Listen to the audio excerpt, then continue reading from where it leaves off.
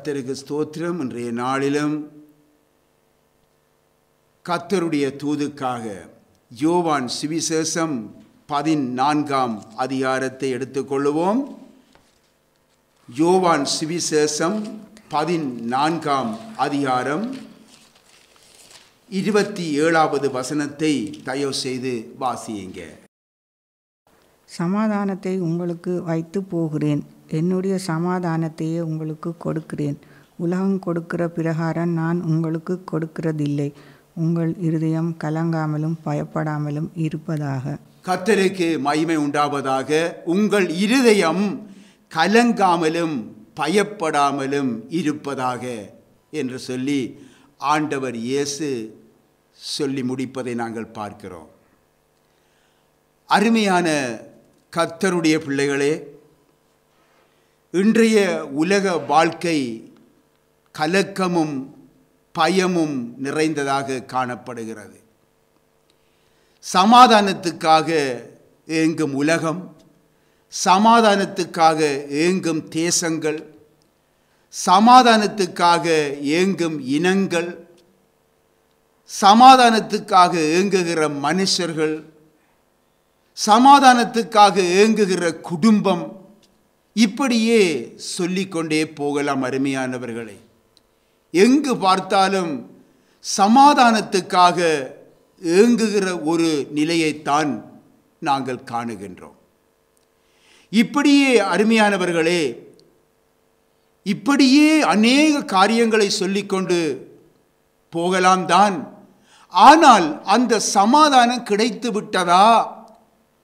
ஜனங்கள் எதிர்பார்க்கிற சமாதானம் வந்துவிட்டதா? தேசம் எதிர்பார்க்கிற சமாதானம் வந்துவிட்டதா?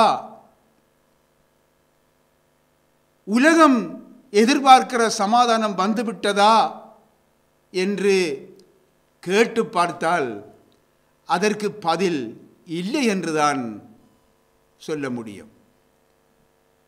அருமையானவர்களே, ஒரு வேளையிலே சமாதானம் கிடைத்தது போல் இருக்கும். ஒருவாறாக சமாதானம் வந்துவிட்டதென்று சொல்லி நிம்மதி பெருமூச்சு விடுவதற்கிடையிலே மீண்டும் அந்த சமாதானம் மறைந்து விடுகின்றது. அது ஒரு போலியானது நாம் கண்டுகொள்ளக்கூடியதாயிருக்கிறது. சமாதானத்தை உண்டு பண்ணும் அதி உச்ச ஸ்தாபனங்கள் இந்த உலக நாடுகளினாலே உருவாக்கப்பட்டிருக்கிறதை நீங்கள் அறிவீர்கள். அவையெல்லாம் சமாதானத்துக்காக உருவாக்கப்பட்ட ஒரு ஸ்தாபனங்கள். ஆனால் அவைகளாலே சமாதானத்தை கொண்டு வர முடிந்ததா? இல்லை. மாறாக அந்த ஸ்தாபனங்களும் சமாதானம் இல்லாமல், சமாதானம் இழந்து, தைரியம் இழந்து கலங்கி போய் நிற்கிறது தான் காணுகின்றோம். அருமையானவர்களே, சமாதானத்துக்கான எந்த முயற்சிகளும் பலனளிக்காமல் உறக்க நிலையை அடைந்திருப்பதையே நாம் எங்கும் கண்டு கொண்டிருக்கிறோம். அருமையானவர்களே, இன்றைக்கு சுமார் 2000 ஆண்டுகளுக்கு முன்பாக தேவன் மனிதனாக இந்த உலகத்துக்கு அவதாரம் எடுத்து வந்தார். அவருடைய பெயர்தான் ஆண்டவர் இயேசு கிறிஸ்து. ஆண்டவராகிய இயேசு கிறிஸ்து அவர்தான். இந்த சம்பவம் நிகழ்வதற்கு கிட்டத்தட்ட 700 வருஷங்களுக்கு முன்பாக இயேசுவின் பிரவேசம் குறித்து தீர்க்கதரிசிகளால் முன்னறிவிக்கப்பட்டிருந்தது.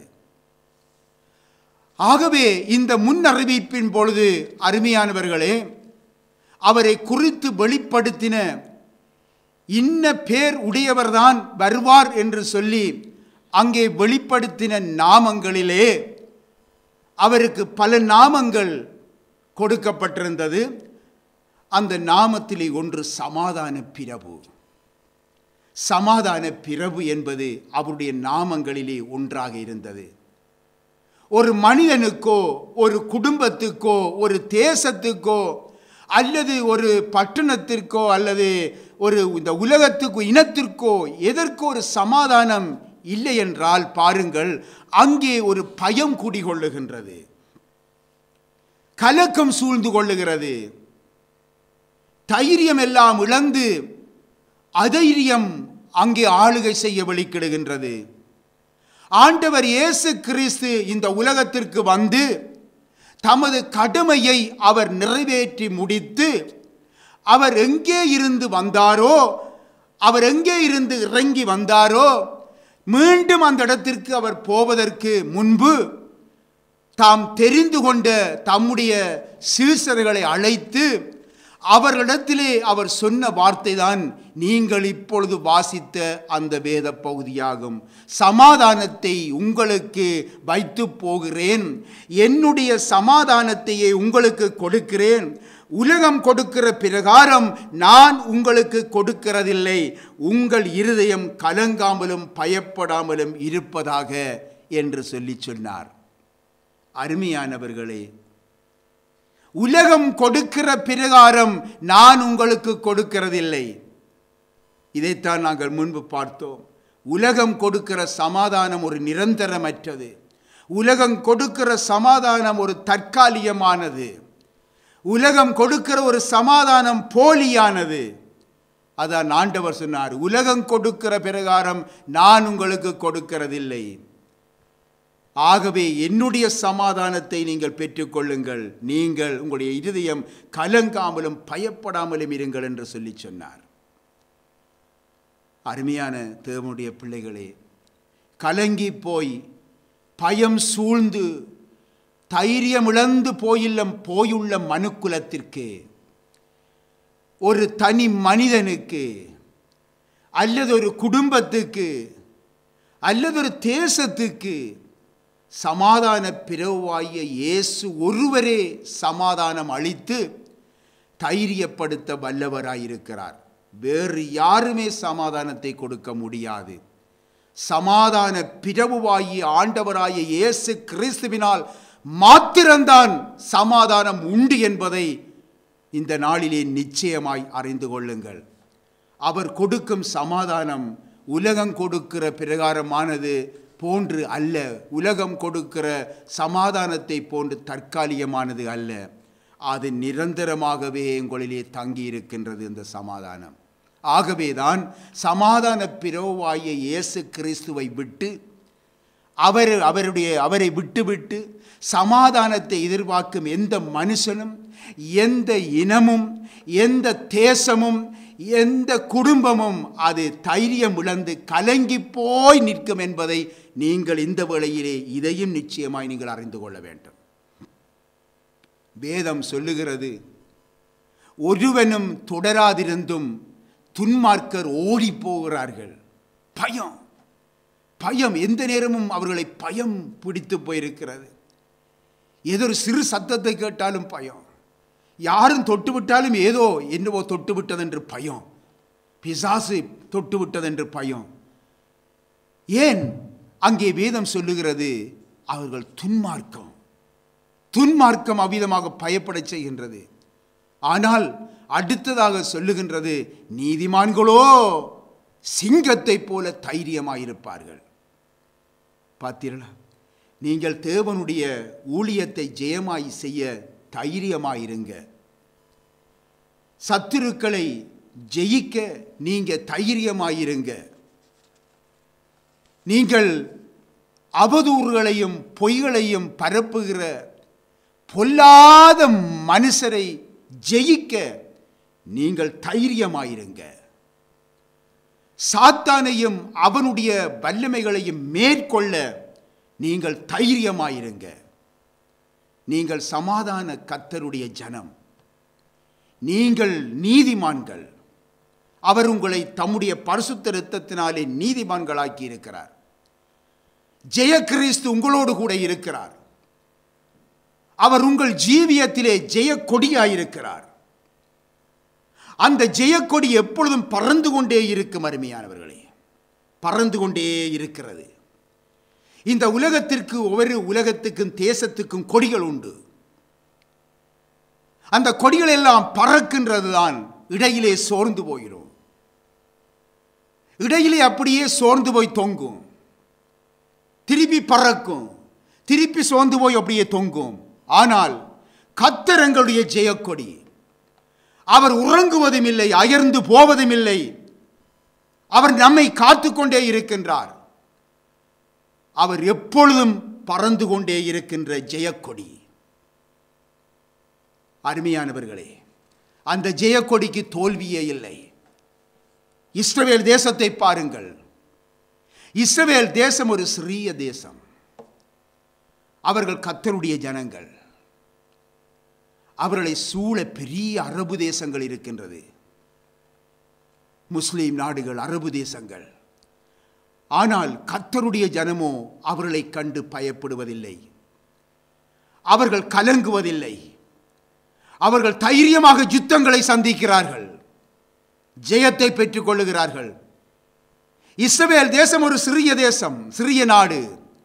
அந்த தேசத்தின் தைரியத்தை கண்டு உலகமே ஆச்சரியப்படுகின்றது. ஏன்? அவர்கள் கர்த்தருடைய ஜனங்கள்.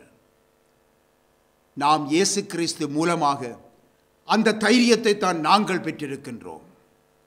ஆகவே நீங்கள் பயப்படக்கூடாது, கலங்கக்கூடாது, சோர்ந்து போய்விடக்கூடாது. பிசாசானவன் பாருங்கள், பல வழிகளிலே அருமையானவர்களே நம்மை பயப்படுத்துவான். நம்மை அவன் பயப்படுத்துவான், நம்மை கலங்க செய்வான். துச்செய்திகளை கேட்க பண்ணி நம்மை கலங்க பண்ணுவான், சோர்ந்து போக பண்ணுவான், தைரியத்தை இழக்கச் செய்வான். நீங்கள் இன்றைய நாள் கர்த்தருடைய வாரத்தின் முதல் நாள், கர்த்தருடைய நாள். இந்த நாள் ஒரு மகிமையான நாள் என்று நீங்கள் எல்லாரும் எண்ணுகிறீர்கள். எண்ணித்தான் கர்த்தருடைய சமூகத்துக்கு ஓடி வருகிறீர்கள். நீங்கள் இந்த நாளிலே பாருங்கள், கர்த்தருடைய சமூகத்திலே நான் வாஞ்சியோடு ஓடிப்போக வேண்டும் என்று நிற்கிற நேரத்தில் அருமையானவர்களே, பிசாசானவன் சில துர்ச்செய்திகளை கொண்டு வந்து சோர்ந்து போக பண்ணின சம்பவங்கள் உங்களுடைய வாழ்க்கையில் நிகழ்ந்திருக்கும். ஏதோ ஒரு வகையிலே பிசாசானவன் உங்களை தைரியத்தை இழக்க பண்ணிய சந்தர்ப்பங்கள் நேர்ந்திருக்கும். தடைகளை உண்டு பண்ணிய சந்தர்ப்பங்கள் நேர்ந்திருக்கும். சோர்ந்து போக பண்ணின நேரங்கள் உங்களுக்கு சந்தர்ப்பங்கள் நேர்ந்திருக்கும். ஆம் அருமையானவர்களே, ஆனாலும் கர்த்தரோ உங்களுக்கு ஜெயக்கொடியாயிருந்து உங்களை பலப்படுத்தி திட்டப்படுத்தி உங்களுடைய வாஞ்சையை அவர் நிறைவாக்குகிறார். நீங்கள் உங்களுடைய ஜீவியத்திலே நீங்கள் கண்டிருப்பீர்கள், அனுபவித்திருப்பீர்கள். ஜெயக்கொடியாக ஆண்டவர் இயேசு நம்மோடு இருக்கும் போது அருமையானவர்களே, அவர் எப்பொழுதும் நம்மை அவர் தைரியப்படுத்துகிறார். ஆகவே கர்த்தர் நம்மை தைரியப்படுத்துகிறாரே, எப்படி நம்மை தைரியப்படுத்துகிறார், எவ்விதமாக தைரியப்படுத்துகிறார் என்பதை நாம் ஒரு விசை இந்த வேளையிலே சிறிது தியானத்துக்கு எடுத்துக்கொள்வோம். எபேசியரிலே 3ஆம் அதிகாரத்தை நாங்கள் தயவு எடுத்துக்கொள்வோம். 266வது பக்கம். எபேசியர் 3ஆம் அதிகாரத்திலே 12வது வசனத்தை தயவு செய்து வாசியுங்க. அவரை பற்றும் விசுவாசத்தால் அவருக்குள் நமக்கு தைரியமும் திட நம்பிக்கையோடு தேவனிடத்தில் சேரும் சிலாக்கியமும் உண்டாயிருக்கிறது. ஆமீன். அருமையானவர்களே, இயேசு கிறிஸ்துவை பற்றும் விசுவாசத்தினாலே அவருக்குள்ளே நமக்கு தைரியமும் திட நம்பிக்கையும் தேவனிடத்திலே சேரும் சிலாக்கியமும் நமக்கு கிடைக்கிறது. அருமையானவர்களே, ஆம், இயேசு கிறிஸ்துவை பற்றும் விசுவாசத்தினாலே, இயேசு கிறிஸ்துவை பற்றும் விசுவாசத்தினாலே நமக்கு இந்த 3 பெரிய ஆசீர்வாதங்கள் நமக்கு கிடைக்கிறது. அருமையானவர்களே, கர்த்தர் இயேசு கிறிஸ்துவில் நாம் வைக்கும் அந்த விசுவாசத்தின் மூலம்தான் நமக்கு தைரியம், திடநம்பிக்கை, தேவனிடத்திலே சேரும் சிலாக்கியம் கிடைக்கிறது. அவருடைய நாமத்தின் மேல் விசுவாசம் உள்ளவர்களாய் அவரை ஏற்றுக்கொண்டவர்கள் எத்தனை பேர்களோ அவருடைய பிள்ளைகளாய் அவர்கள் மாறுகிறார்கள். எவ்வளவு பெரிய சிலாக்கியம் பாருங்க.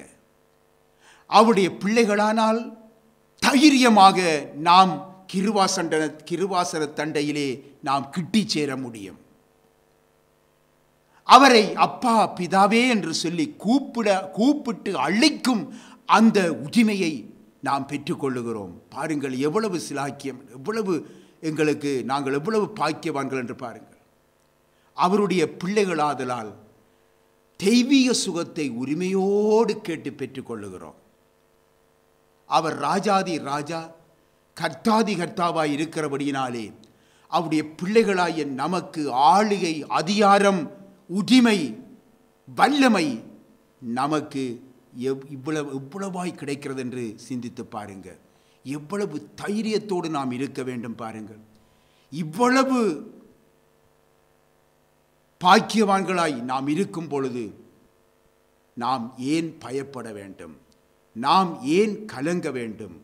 நாம் ஏன் சோர்ந்து போக வேண்டும்? கர்த்தர் நமக்கு ஜெயக்கொடியாய் இருக்கிறார். ஆகவே நாம் தைரியமாய் இருக்க வேண்டும். அருமையானவர்களே, கர்த்தர் என் ஜெயக்கொடி. இந்த வார்த்தையை நாம் விசுவசித்து பாருங்க. நம்முடைய இருதயத்திலே எப்பொழுதும் இந்த விசுவாச அறிக்கை இருக்கட்டும். கர்த்தர் என் ஜெயக்கொடி, கர்த்தர் என் ஜெயக்கொடி. இவ்விதமாய் இந்த விசுவாச அறிக்கையை நீங்கள் எப்பொழுதும் செய்து பாருங்கள். நீங்கள் விசுவாசத்திலே பலன் கொள்ளுவதை நீங்கள் காண முடியும். அருமையானவர்களே, அன்று தாவீதை பாருங்க. அன்று தாவீது கர்த்தருடைய நாமத்தை பற்றிய ஒரு விசுவாசமே தாவீதுக்குள்ளே ஒரு பெரிய தைரியத்தை கொண்டு வந்தது. கர்த்தர் மேல் கொண்ட விசுவாசம் அந்த தைரியத்தை கொண்டு வந்தது. அந்த தைரியம்தான் ராட்சதனாகிய கோலியாத்தை முகமுகமாய் சந்திக்க வைத்தது. அருமையானவர்களே, கோலியாத் என்பது ஒரு ராட்சதன், ஒரு ராட்சத பிறவி. வேதம் சொல்லுகிறது அவனுடைய உயரம் 3 மீட்டர் உயரமாம். கோலியாத்துடைய உயரம் 3 மீட்டர். சிந்தித்து பாருங்கள். அப்படிப்பட்ட ஒரு ராட்சதனை தாவீது என்ற ஒரு சிறிய வாலிபன் அவன் கர்த்தருடைய நாமத்தை கொண்டு நேர்முகமுகமாய் சந்திக்கிறான். அந்த ராட்சதனை நோக்கி கூறிய வார்த்தையை நாங்கள் இப்பொழுது வாசிக்க கேட்போம். அது எங்களுக்குள்ளே ஒரு பெரிய விசுவாசத்தை கொண்டு வரும். 1 சாமுவேலிலே 17ஆம் அதிகாரத்தை நாங்கள் தயவு செய்து எடுத்துக்கொள்வோம். 1 சாமுவேல் 17ஆம் அதிகாரம் 364வது பக்கம், பழைய ஏற்பாடு 17வது அதிகாரத்திலே 45வது வசனத்தை தயவு செய்து வாசிப்போம். அதற்கு தாவீது பெலிஸ்தனை நோக்கி, நீ பட்டயத்தோடும் ஈட்டியோடும் கேடகத்தோடும் என்னிடத்தில் வருகிறாய். நானோ நீ நிந்தித்த இஸ்ரவேலுடைய இராணுவங்களின் தேவனாகிய சேனைகளுடைய கர்த்தரின் நாமத்திலே உன்னிடத்தில் வருகிறேன். ஆம், பார்த்தீர்களா? அங்கே தாவீது சொல்லுகின்றான், நீ உன்னுடைய பெலத்தை நம்பிக்கொண்டு வருகின்றாய், உன்னுடைய யுத்த ஆயுதங்களை நம்பிக்கொண்டு வருகின்றாய். ஆனால் என்னிடத்திலே எந்த யுத்த ஆயுதமும் இல்லை. ஆனால் நான் ஒரே ஒரு நம்பிக்கையிலே வருகிறேன். என்ன தெரியுமா? சேனைகளின் தேவனாகிய கர்த்தருடைய நாமத்தினாலே உன்னிடத்திலே வருகிறேன். அருமையானவர்களே, அந்த தேவனுடைய நாமத்தினாலே, சேனைகளின் கர்த்தர், அந்த ஜெயக்கொடி, அந்த ஜெயக்கொடியின் நாமத்தினாலே சென்ற தாவீதினுடைய வாயிலிருந்து புறப்பட்ட விசுவாச அறிக்கை என்ன தெரியுமா? இன்றைய தினம் கர்த்தர் உன்னை என் கையில் ஒப்பு கொடுப்பார் என்று 46வது வசனத்திலே நாங்கள் காணுகிறோம். இன்றைய தினம் கர்த்தர் உன்னை என் கையில் ஒப்பு கொடுப்பார். யார்? அந்த ராட்சதன், யுத்த வீரன் ராட்சதன் கோலியாத்தை பார்த்து தாவீது சொல்லுகின்றார்.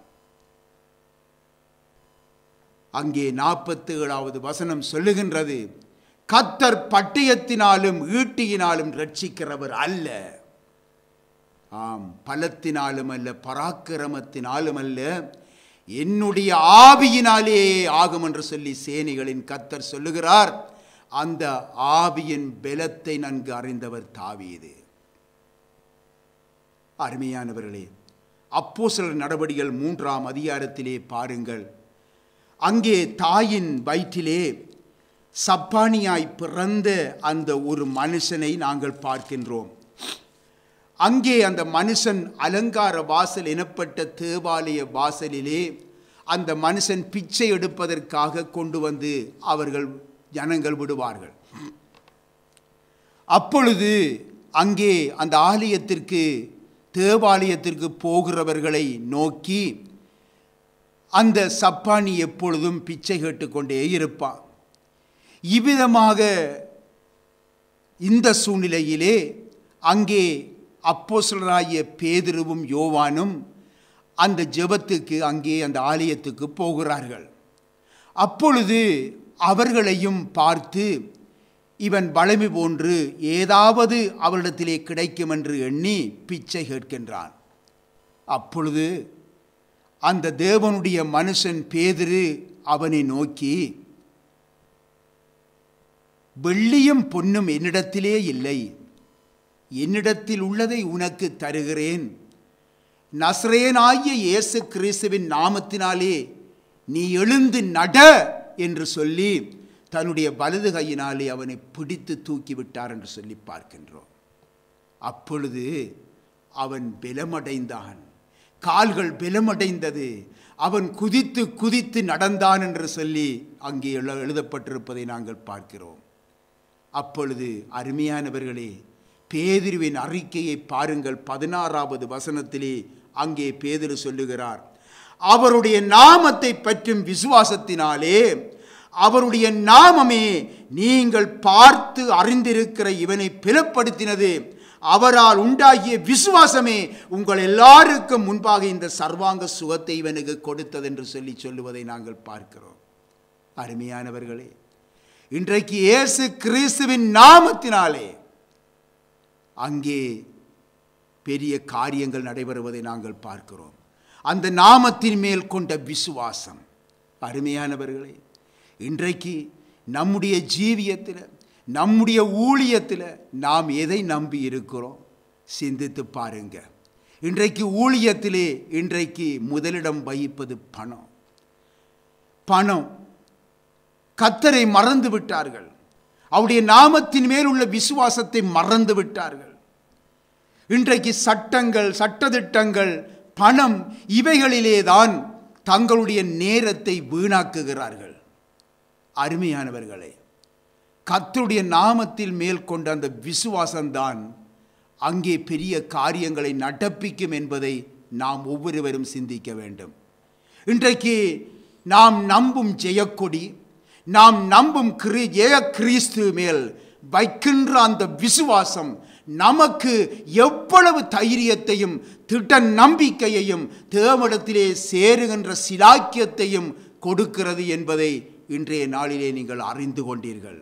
ஆகவே உங்களுடைய இருதயம் கலங்காமலும் பயப்படாமலும் இருப்பதாக நீங்கள் பயப்படாமல் இருங்கள், தைரியமாய் இருங்கள். அடுத்ததாக நாங்கள் இரண்டாவதாக எபிரேயரிலே நாங்கள் 10வது அதிகாரத்தை நாங்கள் தயவு செய்து எடுத்துக்கொள்வோம். எபிரேயர்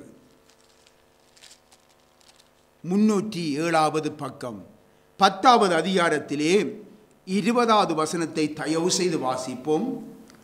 அந்த மார்க்கத்தின் வழியாய் பிரவேசிப்பதற்கு அவருடைய இரத்தத்தினாலே நமக்கு தைரியம் உண்டாயிருக்கிறபடியினாலும். அல்லேலூயா, கர்த்தருக்கு மகிமை உண்டாவதாக. பாருங்கள், அந்த மார்க்கத்தின் வழியாய் பிரவேசிப்பதற்கு அவருடைய இரத்தத்தினாலே நமக்கு தைரியம் உண்டாயிருக்கிறது. பார்த்தீர்களா? அதாவது எந்த மார்க்கம் பாருங்க, உலகத்தை ஜெயித்த, மரணத்தை ஜெயித்த ஜெய கிறிஸ்துவின் வழியாய், அந்த ஜெய கிறிஸ்துவின் வழியாய் அவருடைய இரத்தத்தினாலே நமக்கு தைரியம் உண்டாயிருக்கிறது. அவர் நமக்காக சிந்திய இரத்தத்தினாலே. எனக்கு அருமையானவர்களே, ஒவ்வொரு மனிதனும் தங்களுடைய பாவங்களாலும் தங்களுடைய அக்கிரமங்களினாலும் இன்றைக்கு பொல்லாத சிந்தனைகளினாலும் தைரியத்தை இழந்து விடுகிறார்கள். கிறிஸ்து இயேசுவின் இரத்தத்தினாலே தைரியமடைந்த இன்றைக்கு அநேகர் இன்று தைரியம் இழந்து குற்ற மனச்சாட்சியினாலே பாதிக்கப்பட்டு போய் கலங்கி கொண்டிருக்கிறார்கள். அருமையானவர்களே, அவர்களுடைய குற்றங்கள் இன்றைக்கு தொடர்ச்சியாக அவருடைய ஆவிக்குரிய வீழ்ச்சிக்கு காரணமாயிருக்கிறது. இன்றைக்கு அவர்களுடைய குற்றங்கள், தொடர்ச்சியான அவர்களுடைய வீழ்ச்சிகள் இன்றைக்கு அவர்களை குற்றவாளிகளாக தீர்த்து கொண்டிருக்கிறது. அவ்விதமாய் குற்றவாளிகளாக தீர்த்து கொண்டு இருப்பதினாலே இன்றைக்கு அவர்கள் சமாதானம் இழந்து அவர்கள் தங்களுடைய ஜீவியத்திலே கலங்கி போய் அவர்கள் தைரியம் இழந்த நிலையிலே காணப்படுகிறார்கள். எனக்கு அருமையானவர்களே, இப்பொழுது அவர்கள் தங்களுடைய பாவங்களை விட்டு வெளியே வர இயலாதவர்களாய் இன்றைக்கு தோல்வியின் விளிம்பிலே அவர்கள் நின்று கொண்டிருக்கிறார்கள். இவர்களுடைய ஜீவியமானது தோல்வியிலே முடிந்து கொண்டிருக்கிறது. இதனால் இவர்களை சூழ இருக்கின்ற இன்றைக்கு எத்தனையோ மக்களுடைய ரட்சிப்புக்கு பெரிய இடர்களாய் அவர்கள் இருக்கிறார்கள். அருமையானவர்களே, அருமையான தேவனுடைய பிள்ளைகளே, நீங்கள் பாவத்திலே விழுந்து விட்டால் அதிலே நிலைத்திராதீங்க. அதில் நிலைத்திராமல் உடனே பாவத்தை விட்டு உடனடியாக வெளியே வந்து விடுங்க. இதுதான் கர்த்தருடைய ஆலோசனை. உண்மையாகவே உங்களுடைய பாவ செயல்களை எண்ணி மனஸ்தாபப்படுங்க. அந்த பாவத்துக்கு நீங்கள் எந்த ஒரு வகையிலும் காரணம் கற்பிக்க வேண்டாம். அந்த பாவத்தை குறித்து மனஸ்தாபப்பட்டு அவைகளை கர்த்தருடைய சமூகத்திலே ஒவ்வொன்றா அறிக்கையிடுங்க. அறிக்கை செய்து நான் அவைகளை விட்டு விடுகிறேன் என்று சொல்லி அறிக்கை பண்ணுங்க. உங்களுடைய ஆத்துமாவுக்கு உத்தரவாதம் பண்ணுகின்ற கர்த்தருடைய ஊழியர், தேவனால் நியமிக்கப்பட்ட ஊழியரிடத்திலே செல்லுங்க. சென்று ஆலோசனை கேளுங்க. அவர் உங்களுக்கு கர்த்தருடைய ஆலோசனைகளை தந்து உங்களை பலப்படுத்துவார். அந்த ஆலோசனைகளுக்கு நீங்கள் கீழ்ப்படிந்து அடங்குங்க. அவர்களுடைய ஊக்கமான ஜெபம், அந்த ஊழியருடைய ஊக்கமான ஜெபம் பலனுள்ளதாக இருக்கிறபடியினாலே அவர்களுடைய ஆலோசனைகளும் ஜெபமும் உங்களுக்கு தேவ சமாதானத்தை கொண்டு வந்து உங்களை தைரியப்படுத்தும். அருமையானவர்களே, எனக்கு அருமையான தேவனுடைய பிள்ளைகளே, ஓட்டை விழுந்த கடலில் மூழ்குவதற்கு முன்பாக அடைத்து விட வேண்டும். கப்பலிலே ஓட்டை விழுந்துட்டால் அதன் பிற்பாடு கடலிலே தொடர்ச்சியாக பிரயாணம் செய்து கொண்டிருக்கக்கூடாது. முன்னர் உடனடியாக அந்த ஓட்டையை அடைத்து விட வேண்டும். இதுதான் ஞானமானது, அவசரமானதும் அவசியமுமான செயலாகும். அருமையானவர்களே, ஆம், நாம் மனஸ்தாபத்துடன் கூடிய பாவ அறிக்கை, அவைகளை விட்டுவிட தீர்மானம் எடுக்கின்ற அந்த தீர்மானம், அதுதான் அவசரமும் அவசியமானதாக இருக்கிறது. அருமையானவர்களே, எனக்கு அருமையான தேவனுடைய பிள்ளைகளே, இன்றைக்கு நீங்கள் உங்களை நீங்கள் ஆராய்ந்து பாருங்க. இதை செய்யாமல் தேவனுடைய ஊழியக்காரத்திலே போயிட்டு ஜெபம் செய்தால் போதும் என்று சொல்லி இருந்து விடாதீர்கள். அந்த ஜெபத்திலே பிரயோஜனம் இல்லை. அந்த ஜெபம் பலன் கொடுக்க வேண்டுமாயின் உங்களுடைய பாவ அறிக்கையும் அதை விட்டுவிட வேண்டும் என்ற தீர்மானமும் மிக மிக முக்கியமானது. கப்பலில் விழுந்த ஓட்டையை அடைக்காமல் தொடரும் பிரயாணம் ஆபத்தானது. அருமையானவர்களே, கப்பல் கடலிலே மூழ்கி போன பின்பு எந்த பிரயோஜனமும் இல்லை. லூக்கா சுவிசேஷம் 15ஆம் அதிகாரத்திலே கர்த்தர் இயேசு சொன்ன உவமையிலே அங்கே பாருங்கள், ஆஸ்திகளை துன்மார்க்கத்திலே அழித்து போட்ட ஒரு இளைய குமாரனை குறித்து அங்கே பார்க்கின்றோம். தன்னுடைய சுயநீதியை வைத்துக்கொண்டு அந்த இளைய குமாரன் தன் தகப்படத்திலே வர அவனுக்கு தைரியம் இருக்கவில்லை. பாவ அறிக்கையோடு தன்னை தாழ்த்திய பொழுதுதான் அவனால் தன் தகப்பனிடம் வர தைரியம் வந்தது. இதனால் இழந்து போன சமாதானத்தை அவன் பெற்றுக்கொண்டான். தகப்பனுடைய அன்பை பெற்றுக்கொண்டான். தகப்பனுடைய ஆசீர்வாதத்தை பெற்றுக்கொண்டான். மட்டுமல்ல, அவன் இழந்து போன அனைத்து ஆசீர்வாதங்களையும் அவன் பெற்றுக்கொண்டதை நாங்கள் பார்க்கிறோம் அல்லவா? அருமையானவர்களே, அப்பா பிதாவே என்று சொல்லி அழைக்கும் அந்த தைரியத்தை அந்த இளையகுமாரன் மீண்டும் பெற்றுட்டான் அல்லவா? வேதம் சொல்லுகிறது என்ன? நீதிமான்களோ சிங்கத்தை போல தைரியமாயிருக்கிறார்கள். ஆம், இப்பொழுது அந்த இளையகுமாரனுக்குள் ஒரு பெரிய தைரியம் வந்துவிட்டது. தன்னுடைய அப்பாவோடு தன்னுடைய வீட்டோடு அவன் சேர்ந்து விட்டான். இப்பொழுது பாருங்கள், எவ்வளவு தைரியம் அவனுக்கு, எவ்வளவு சந்தோஷம். அடுத்ததாக மூன்றாவதாக அப்போஸ்தலர் நடபடிகள் 28ஆம் அதிகாரத்தை நாங்கள் தயவு எடுத்துக்கொள்வோம். அப்போஸ்தலர் நடபடிகள் 28ஆம் அதிகாரத்திலே 31வது வசனத்தை தயவு செய்து வாசியுங்க. மிகுந்த தைரியத்துடனே தடையில்லாமல் தேவனுடைய ராஜ்யத்தை குறித்து பிரசங்கித்து கர்த்தராகிய இயேசு கிறிஸ்துவை பற்றிய விசேஷங்களை உபதேசித்து கொண்டிருந்தார். மிகுந்த தைரியத்துடனே என்று எழுதப்பட்டிருக்க பாருங்க. மிகுந்த தைரியத்துடனே என்று சொல்லி எழுதப்பட்டிருக்கு. அப்போஸ்தலனாகிய பவுலுக்கு இந்த தைரியம் எங்கிருந்து வந்தது? தாவீது பல யுத்தங்களை தைரியமாக சந்திக்கவும் அதிலே ஜெயங்கொள்ளவும் தனக்கு எதிராக வந்த போராட்டங்களையும் எதிரிகளையும் வல்லமைகளையும் தைரியமாக முறியடிக்கவும் சந்திக்கவும் காரணமாக இருந்தது என்ன? அவருக்கு இருந்த தைரியம். அந்த தைரியம் எப்படி வந்தது? அவர் எந்த வேளையிலும் தேவனை துதித்து ஸ்தோத்திரிக்கிறவராக இருந்தார். பார்த்தீர்களா? பின்னாகவே தாவீது பலவிதமாக எதிரிகளுடைய வல்லமைகளை முறியடிக்க பலவிதமான எல்லா விதமான யுத்தங்களையும் நடப்பித்து ஜெயம் பெற அந்த தைரியம் அவருக்கு எங்கிருந்து வந்தது? தாவீதுக்கு அது அவர் எந்த வேளையிலும் தேவனை துதிக்கின்றவராக ஸ்தோத்திரிக்கிறவராக எந்த சூழ்நிலையிலும் தேவனையே நம்பி இருக்கிறவராக இருந்தார். அருமையானவர்களே, இந்த இரகசியத்தை அப்போஸ்தலனாகிய பவுல் கையாண்டார். இயேசு கிறிஸ்துவின் நாமத்தை பற்றும் விசுவாசத்திலும் அவருடைய இரத்தத்திலும் பெற்றுக்கொண்ட அந்த தைரியம், தேவனை ஸ்தோத்தரித்து அவருடைய நாமத்தை மகிமைப்படுத்தி நின்ற பொழுது அங்கே பெரிய காரியங்களை அவர் காணக்கூடியதாக இருந்தது. அவர் அந்த நாமத்தை மகிமைப்படுத்த அவருக்குள்ளாக ஒரு தைரியம் பெருகியது. அருமையானவர்களே, எனக்கு அருமையானவர்களே, நீங்கள் பெற்றுக்கொண்ட தைரியம் உங்களிலே நாளுக்கு நாள் பெருக வேண்டுமா? கர்த்தரை ஸ்தோத்தரியுங்கள், எப்பொழுதும் கர்த்தரை துதியுங்கள், அவரை மகிமைப்படுத்துங்க.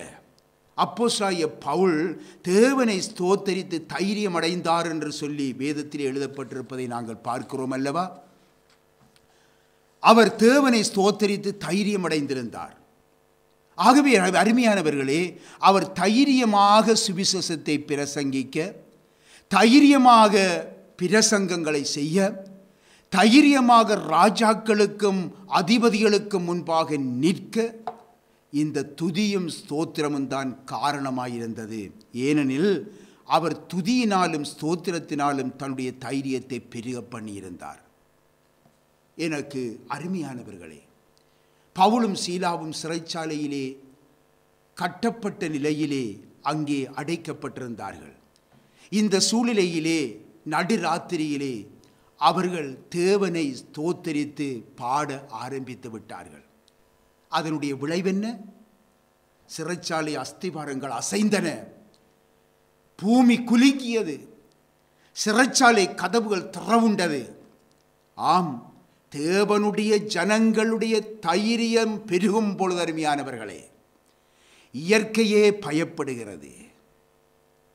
கட்டப்பட்ட மனிதர்கள் கட்டவிழ்க்கப்படுகிறார்கள். அருமையானவர்களே, அங்கே ரட்சிப்பு உண்டாகிறது.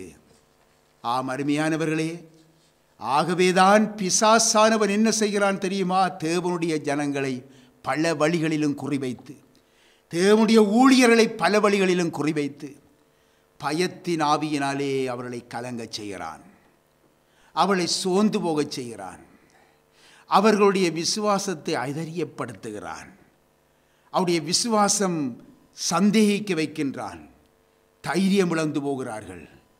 அப்போஸ்தலனாகிய பேதுருவுக்கு வந்த தைரியம், நசரேயனாகிய இயேசு கிறிஸ்துவை குறித்து தைரியமாக பிரசங்கிக்க அது துணையாயிருந்தது. அவருடைய தைரியம் பரிசேயர் சதுசேயரை எதிர்த்து நின்றார். பாருங்க, நாங்கள் வாசிப்போம். அப்போஸ்தலர் நடபடிகளிலே 4ஆம் அதிகாரத்திலே 13ஆம் வசனத்தை தயவு செய்து வாசிப்போம். 4ஆம் அதிகாரத்திலே 13ஆம் வசனம். பேதுருவும் யோவானும் பேசுகிற தைரியத்தை அவர்கள் கண்டு அவர்கள் படிப்பறியாதவர்கள் என்றும் பேதமை உடையவர்கள் என்றும் அறிந்தபடியினால் ஆச்சரியப்பட்டு அவர்கள் இயேசுவுடனே கூட இருந்தவர்கள் என்றும் அறிந்து கொண்டார்கள். பார்த்தீர்களா, யோவானும் பேதுருவும் பேசுகின்ற தைரியத்தை கண்டார்கள். அருமையான தேவனுடைய பிள்ளைகளே, நீங்கள் சுவிசேஷம் அறிவிக்க, கர்த்தருடைய ஊழியத்தை செய்ய, ஆத்துமாக்களை கர்த்தருக்கென்று ஆதாயம் செய்ய, கர்த்தருடைய சபைக்கு அவர்களை அழைத்து வர உங்களுக்கு தைரியம் வேண்டும். தைரியம் வேண்டும். பொல்லாத மனுஷரும் சுத்த மனச்சாட்சி இல்லாத மனுஷரும் உங்களுக்கு விரோதமாய் எழும்பி உங்களை சோர்ந்து போக பண்ணுகிறார்களா? பயப்பட வேண்டாம், பயப்பட வேண்டாம், கலங்கிவிட வேண்டாம்.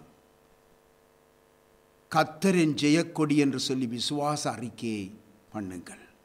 கர்த்தரின் ஜெயக்கொடி, கர்த்தரின் ஜெயக்கொடி என்று சொல்லி விசுவாச அறிக்கை பண்ணுங்கள். நீதிமானுக்கு விரோதமாய் பெருமையோடும் இகழ்ச்சியோடும் கடினமாய் பேசுகின்ற பொய் உதடுகளை நசரேயனாகிய இயேசு கிறிஸ்துவின் நாமத்தினாலே கட்டி போடுகின்றேன். இயேசு கிறிஸ்துடைய நாமத்தினாலே.